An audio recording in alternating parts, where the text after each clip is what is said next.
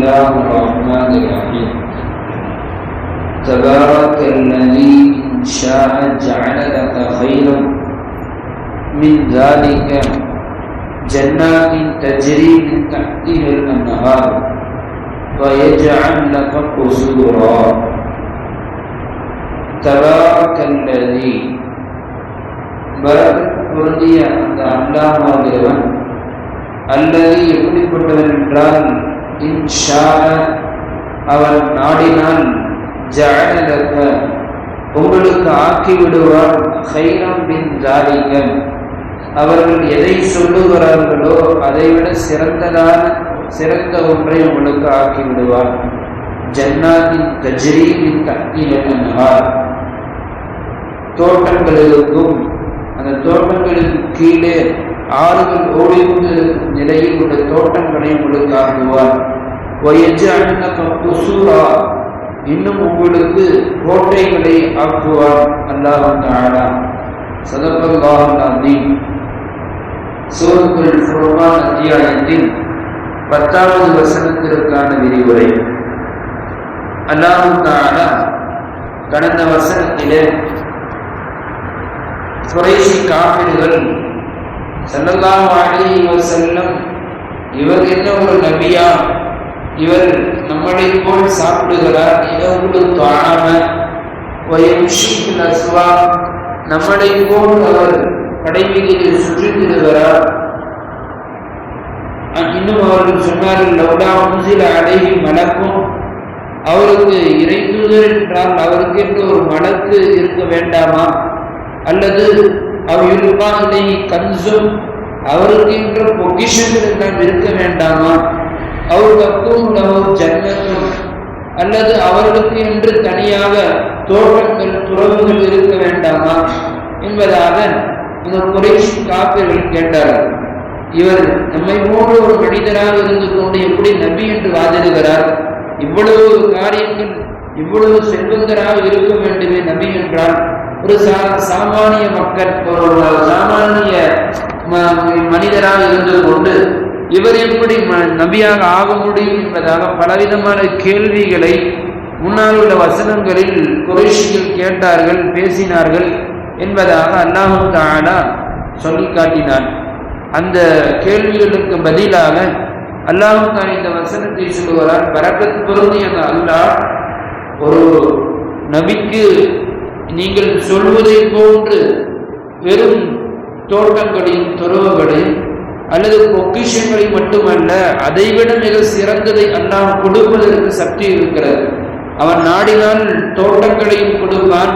அந்த தோட்டங்களை நீங்கள் கற்பனை செய்வதை போன்று இல்லை, அதைவிட மிகவும் பிரமிக்க வைக்கக்கூடியதாக அந்த தோட்டங்களுக்கு கீழே ஆறுகள் ஓடக்கூடியதாக பலவிதமான விஷயங்களை உள்ளடக்கியதாக அந்த தோட்டங்கள் இருக்கும். அப்படிப்பட்ட விஷயங்களையும் அல்லாஹ்வால் ஆக்க முடியும் என்பதை அல்லாஹ் அங்கே சொல்லி காட்டுகிறார். அது மட்டுமல்ல, அவன் நினைத்தால் கோட்டைகளையும் ஆக்குவான். அந்த காலத்து அரபி மக்கள் கோட்டையின் என்றால் அவரிடத்திலே மிக சிறந்த வீடு என்றால் கற்களால் கட்டிய வீடு அல்ல, அவர்கள் மலைகளை குடைந்து அந்த மலைகளை வடிவமைத்து அதை செதுக்கி யார் வீடுகளாக அமைத்திருக்கிறார்களோ அவர்கள் மிகவும் பலம் வாய்ந்தவர்கள். அந்த அரபிகளின் மத்தியில் போற்றப்படக்கூடியவர்களாக இருந்தார்கள்.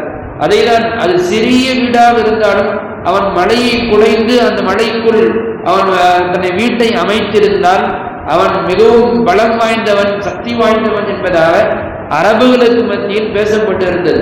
அதனால்தான் அல்லாஹ் இங்கே சொல்லுகிறான், நான் நாடியிருந்தால் அவர்களுக்கு மிக பெரும் மலைகளை கோட்டைகளாக நாம் ஆக்கியிருப்போம் என்பதாக அல்லாஹ் சொல்லுகிறார்.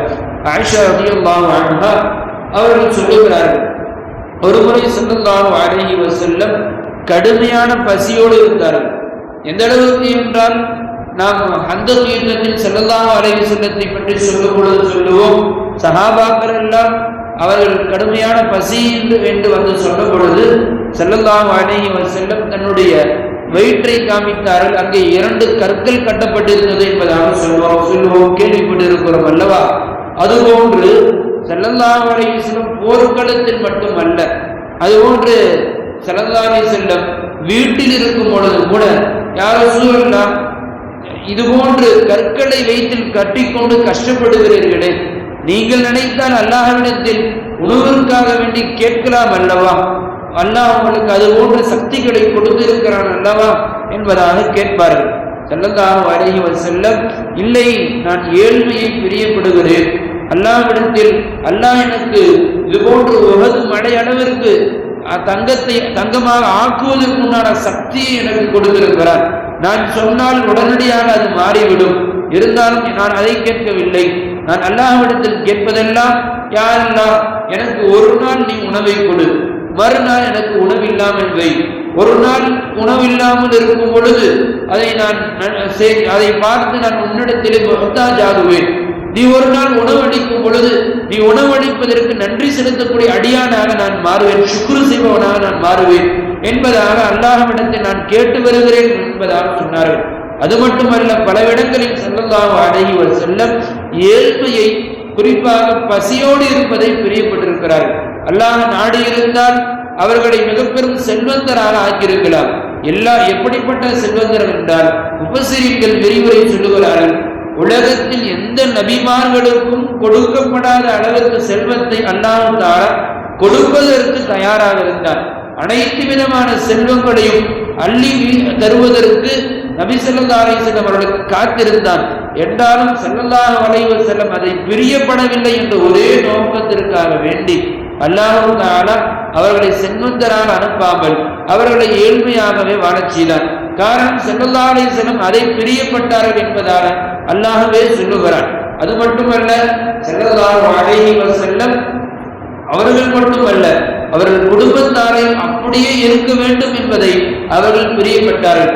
அதுதான் ஸல்லல்லாஹு அலைஹி வஸல்லம் வேறு சில இடங்களில் ஹதீஸ்களில் சொல்லும் பொழுது, யா அல்லாஹ், என்னை மிஸ்கீனாகவே வாழச் செய், மிஸ்கீனாகவே மரணமாக்கு, இன்னும் மிஸ்கீனுடைய கூட்டத்தாரையே எழுப்பச் செய் என்பதாக துஆ செய்திருக்கிறார்கள். இதுபோன்று பல இடங்களில் ஸல்லல்லாஹு அலைஹி வஸல்லம் ஏழ்மையை விரும்பி இருக்கிறார்கள் என்பதை நாம் பார்க்கிறோம். ஒரு கட்டத்தில் போரின் முடிவில் பலவிதமான கனிமத்து பொருட்கள் அவருடைய வீட்டு வாசல்களில் மழை போல் குவிக்கப்பட்டிருக்கும் சமயங்களில் கூட ஸல்லல்லாஹு அலைஹி வஸல்லம் அவர்கள் இதை எடுத்துக் கொள்வார்கள் என்று எல்லா சஹாபாக்களும் பார்ப்பார்கள்.